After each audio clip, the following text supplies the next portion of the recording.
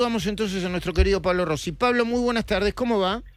¿Cómo te va, Luis? Buenas tardes. Buenas tardes para todos allí. Bueno, ¿cómo arranca la semana? Podemos arrancar por lo que dejó el acto de ayer y sus repercusiones. No hablamos del tema, me gustaría escuchar tu mirada.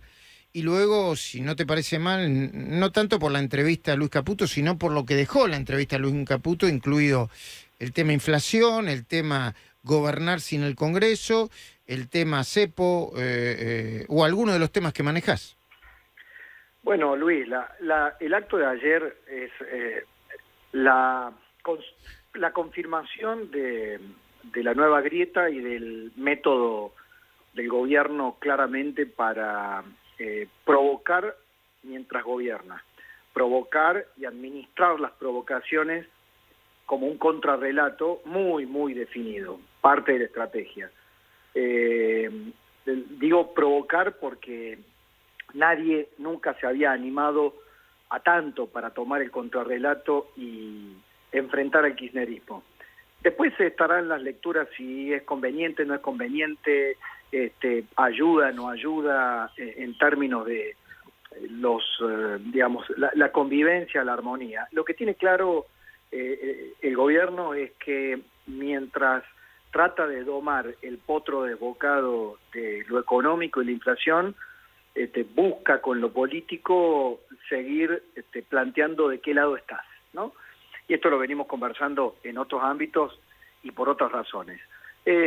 Ayer, la difusión del video, yo incluso pensé que podía ser incluso más provocativo todavía, con digamos, testimonios que, por supuesto, no por conocidos, dejan al ser parte de un video oficial, no dejan de ser una toma de postura muy, muy definida y hasta ahora inédita, como contrarrelato, digo, el de los derechos humanos, el de la otra verdad, el de la verdad completa, el de la memoria completa, algo que tampoco debe sorprender si uno toma con coherencia los pasos de Victoria Villarruel en su faz privada y hasta pública cuando tuvo actuaciones previas a ser candidata de Javier Milei. Así que los organismos de los derechos humanos, el kirchnerismo, buena parte de la Argentina impactada por este gobierno que no repara en desafiar lo políticamente correcto o los consensos más o menos establecidos en los últimos 20 años fundamentalmente, ¿no?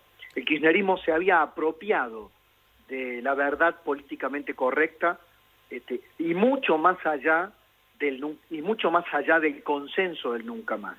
Hoy recordaba algo muy interesante, un observador, y es que el kirchnerismo llegó en el año 2006 a reescribir el prólogo del nunca más. Claro, sí, sí. Ese acto... Perdón, Pablo, para dar un poco más de precisión. El libro del Nunca Más está prologado por Ernesto Sábato. Claro. Reeditaron el libro y le quitaron el prólogo a Ernesto Sábato. Sí, esa fue la reescritura. Una verdadera herejía, ¿no? Se agregó un Eso prólogo, sí, Pablo, escrito por Eduardo Luis Duhalde, que ayer fue mencionado justamente en ese video por Luis Labraña. Ex secretario de Derechos Humanos, a quien Tata Joffre acusa de negociar incluso económicamente por cada indemnización que recibía un familiar de desaparecido. Claro, a ver, ¿por qué se hizo todo eso? Para borrar de la verdad kirchnerista los actos de terrorismo y la mención al terrorismo previo al terrorismo de Estado. Con lo cual, la discusión pública ahora es si el gobierno con esto pretende borrar el consenso sobre el terrorismo de Estado, si pretende desafiar la verdad legal sobre el terrorismo de Estado, o simplemente alcanzar, sin reescribir una interpretación sobre el terrorismo de Estado, abarcar el terrorismo previo y todas las acciones armadas y los asesinatos que se produjeron por las organizaciones armadas previo al 76. Yo le agregaría una lectura más, Pablo, si no te parece mal, y que sí que me hizo ruido mucho, es que Estela Carlotto viene a representar al peronismo que cuando está en la oposición, que tiene un nivel de incomodidad y una vocación golpista, para cualquiera que no sea un gobierno peronista, y no solamente que no sea un gobierno peronista, que no sea amigo de las madres, o en este caso de las abuelas, y además que no siga repartiendo subsidios para las abuelas y otras organizaciones de derechos humanos, ¿no? Totalmente, porque detrás del consenso democrático, jurídico, sobre el repudio al terrorismo de Estado, creo que eso no hay ninguna corriente política en serio que pueda llegar a reescribir las páginas de lo que se ha definido como terrorismo de Estado, es decir, tomar al Estado para cometer actos delincuenciales como torturar, como matar, como robar bebés, como arrojar viva a gente desde un avión. Ahora, desde ese consenso democrático, el kirchnerismo construyó una hegemonía totalitaria. El que no está de acuerdo no ya es tildado de enemigo, directamente no puede gobernar la Argentina. En la historia de Carlotto ayer se vio ese rasgo kirchnerista intolerante y profundamente golpista, ¿no? Perdón, Pablo, discúlpame que te moleste de nuevo, Pablo. Quizá pusiste el sin manos. Es verdaderamente un acto de intolerancia política, por supuesto, de la que acusan al gobierno, a Milei, a Villarroel y a todos los que están detrás de la actual administración. Okay. Con lo cual, Luis, lo que tenemos por delante es la definición, porque esto tendrá muchísimos capítulos por delante. Mientras en paralelo la economía, el kirchnerismo ruega que la economía le salga mal a Milei, porque si le llega a salir bien la economía, va a estar cada vez más complicado para rivalizar con este contrarrelato. Y lo que vemos del lado de Milei, o de su gente, o una parte del núcleo duro, es que estas batallas las van a seguir dando táctica o estratégicamente, con puntos suspensivos, un resultado que todavía yo no me animo a predecir. Querido Pablo, yo le comentaba a Gustavo Noriega que hoy contrasté dos tapas. Una tapa de La Nación, una columna muy interesante de Claudio Jacqueline, diciendo que hay preocupación en el gobierno y alerta por la caída de actividad y el impacto social que puede tener, y están trabajando para nivelar un poco eso. Y la segunda, una nota de Clarín, ahí se ve que fui demasiado largo. No. Siempre pasa, ¿viste? Cuando uno quiere explicar que... Siempre cuando me pasan estas cosas me acuerdo de una gran anécdota que contó Badía, que dice que una vez estaba entrevistando a alguien para decir que las preguntas tienen que ser cortas y tienen que favorecer el diálogo. Que Badía estaba entrevistando a alguien y empezó a hacerle un largo... un biribiri tremendo. Biribiri, y la persona del otro le decía, sí, claro. No, sí, no, y cada vez era más desesperante la conversación. Así que siempre recuerda... Eso le pasa a Fontevecchia, que a veces se ven... Gráficamente vos ves que la pregunta en perfil, que está en negrita, es más son larga como 20 renglones y la respuesta es un monosílabo, ¿viste? Sí. Pablo, te hice una reflexión, una pregunta larga, pero bueno, contrastado dos tapas. Una, la de Claudio Jacqueline, hablando del impacto social que está teniendo la inflación, o sea, la pérdida del poder adquisitivo sin que la inflación termine de bajar. Y por el otro lado, una tapa de Clarín hablando de... que algunos sectores de la economía estaban creciendo o iban a crecer, como el petróleo y el gas, la economía del conocimiento y la minería. Bueno, la moneda está en el aire. Hay datos muy interesantes en el mes de febrero, donde el freno o la caída de la actividad intermensual se habría frenado. Incluso febrero habría tenido una décima de actividad mayor que la de enero en el intermensual, por ejemplo, pero por supuesto bajando en la relación interanual febrero contra febrero del año pasado, y eso hoy lo destacaban Fernando Marul, por ejemplo, lo destacaba como un dato muy pero muy relevante, y bueno, lo que te decía el ministro de Economía, ¿no? La idea de una inflación de un dígito para los próximos meses, que el gobierno lo tiene casi, te diría, como el norte inclaudicable y esa bala de plata que no puede fallar para que el resto del programa se enderece hacia los objetivos económicos y políticos y sociales que tiene la administración de Milei. Ujú. ¿Qué estás viendo para adelante en lo político, en el acuerdo o en el eventual acuerdo con parte del Congreso? Hoy va a haber una reunión con gobernadores de Juntos por el Cambio, se postergó porque no iban a estar todos presentes, creo que va a pasar el próximo jueves, ¿no? Después de Puede ser. Semana Santa.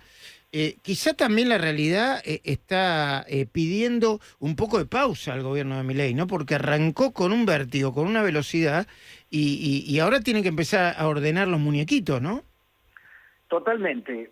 Se puede impactar, se puede sostener el principio de revelación digamos, y la autonomía de vuelo y de gobierno durante un tiempo. No está escrito que se pueda hacer en forma permanente. Si se busca eso, se estarán desafiando varias leyes, ¿no? De la gravedad, como leyes de la gravedad en la política. Claro que sí, porque mientras pasa el tiempo, se consume la luna de miel y el shock del impacto por el modo de gestionar, el modo de armar un relato, el modo de ejercer la política, y comienzan a tallar otras cuestiones, justamente de administración pura, ¿no? Cómo se administra aquello que se ha decidido reformar, que se ha decidido restaurar, como por ejemplo el gasto público, los organismos estatales, las empresas públicas. Entonces, el gobierno, a medida que transcurre el tiempo, va a tener que demostrar más músculo de gestión, por más que esté buscando reemplazarlo con el músculo del impacto en el relato, en la comunicación. El músculo de la gestión y el músculo de la comunicación.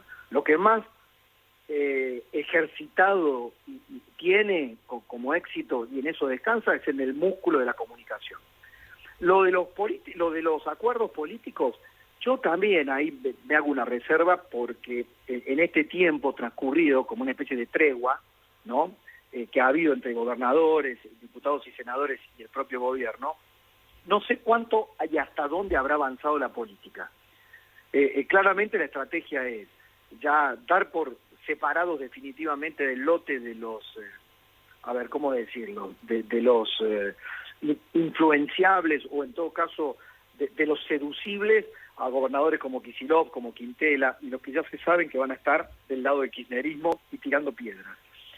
No sé cuánto se habrá avanzado en los dialoguistas para poder armar una masa crítica en el Congreso que le permita aprobar aquello que por más que el gobierno diga que no necesita, lo va simplemente en la demostración política hacia el afuera, hacia el Fondo Monetario Internacional, hacia los inversores, porque acá hay una convicción. El gobierno que dice: no necesito la política, no necesito los gobernadores, no necesito los diputados y senadores por un tiempo.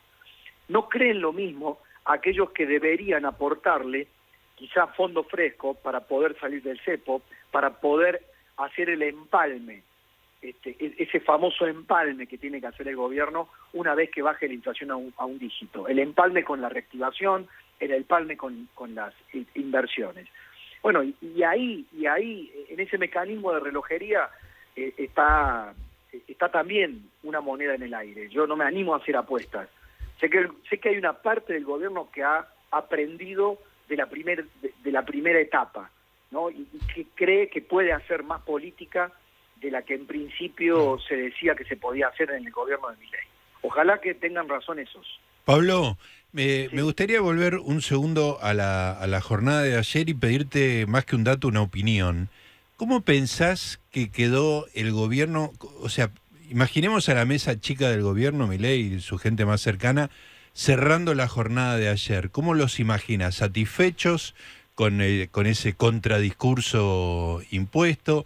¿Preocupados viendo una cantidad muy importante de gente en la plaza que lo cuestiona? ¿Qué balance te imaginás vos que hace el gobierno de la jornada de ayer? No he hablado con nadie del gobierno, pero simplemente por deducción sobre lo que hemos observado de cómo reaccionan ante las estrategias propias, yo creo que deben haberse sentido satisfechos por estar planteando con mucha más claridad que cualquier otro gobierno anterior o cualquier otra agrupación política, este péndulo, este movimiento pendular llevado al otro extremo de lo que fijó el kirchnerismo. No creo que le preocupen demasiado las miles y miles de personas en la calle. Eso que sí a la política, en el manual de la vieja política es tenido en cuenta. Cuánta gente se juntó en la plaza, cuánta gente... mientras las encuestas de opinión, que no paga generalmente el gobierno, que yo sepa, estén mostrando la masa crítica propia, apoyando el rumbo, yo creo que el acelerador va a continuar a fondo, ¿no? En tanto y en cuanto no haya un cisne negro en lo que le es específico, que es el manejo de la economía, claro. ¿no? Claro. Escúchame, querido Pablo, nosotros nos vemos a partir de las 9, va a estar Manuel Adorni, el vocero del presidente, de la presidencia, para conversar con nosotros. ¿Qué tenés antes? Bueno, hoy tenemos mesa de periodistas muy fuerte. Bueno. Vamos a debatir sobre esto, algo de lo que adelanté en mi editorial del viernes, ¿no? Es justamente contrarrelato y batalla cultural. El péndulo. Como un péndulo, efectivamente. Uh-huh. Yo encontré la manera más descriptiva posible de explicarme y tratar de interpretar para el resto lo que está ocurriendo. Y lo que ocurrió ayer domingo, creo que va en ese sentido, ¿no? El péndulo viene al extremo de lo que lo dejó el kirchnerismo. La gran incógnita es qué pasa con ese centro, ¿no? Con ese centro que hoy mira con alguna parte de ese centro democrático, centro político, con asombro, con desconcierto, con dudas. ¿Qué pasará con la Argentina llevada al extremo? ¿Nace un kirchnerismo de derecha, un populismo de derecha autoritario, o llevar el péndulo a la derecha es solo para luego calibrarlo un poco más al centro? Yo creo que por ahí voy a tratar de en función de lo que ocurrió este fin de semana, discurrir la conversación y la reflexión. Nos estamos encontrando esta noche, querido Pablo. Abrazo a todos. Gracias. Hasta luego. Escúchame.